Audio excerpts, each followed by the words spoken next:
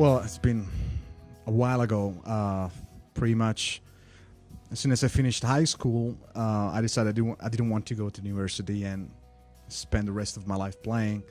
Hopefully, I come from a family of musicians, so it was much easier for me to, get all the help possible to become, a professional musician. So right after high school, I started playing my parents' band, and then I got to play with James LeBrie and all the story. Well, I usually don't warm up. I never warm up. That's my ritual. I tend to enjoy the whether it's a clinic or a show.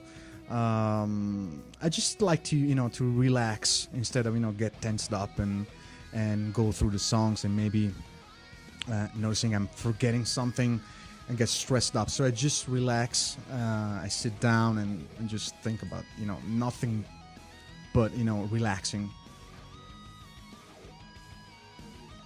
The best moment of my career. Well, there are some turning points. One of them was when I got the James LeBrie gig in 2004. That was one of my I will probably hear if I didn't play with James. And the other one was when I formed my first band, Icefish, a few years ago, and we were starting to tour now. But those are my two the turning point of my career. Oh yeah, there are many worse moments. There have been times that I really didn't want to. I feel maybe sick. I couldn't play, but I had to play. So the show was a nightmare for me, and I just wanted to get out of stage and go to bed.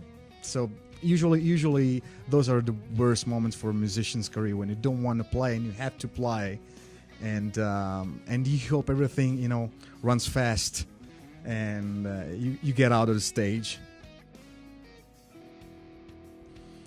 Well, the most difficult thing is probably getting the recognition, because now there's so many. Well, I talk for my category. There's so many guitar players out there, so it's really hard to stand out actually, and have the recognition, partially because of YouTube and all the guitar players, I don't want to say the bedroom players, but all the players that have they care more about the views and the likes more than actually get out with a band and play. So it's really hard for me to today to stand out as a player and get the recognition and get a band and get out and play, and having the chance to have your music available to public.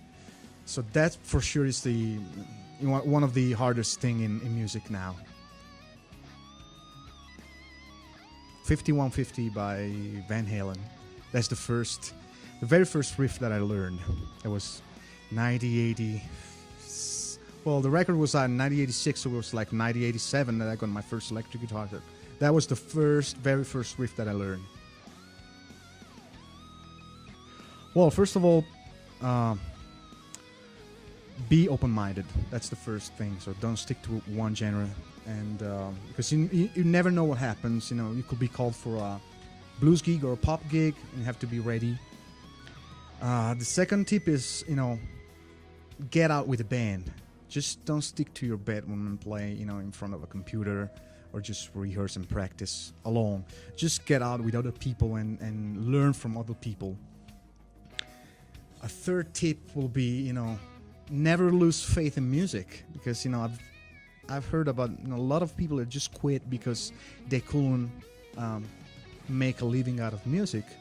But the first rule is to enjoy music, and then the success and everything else will come.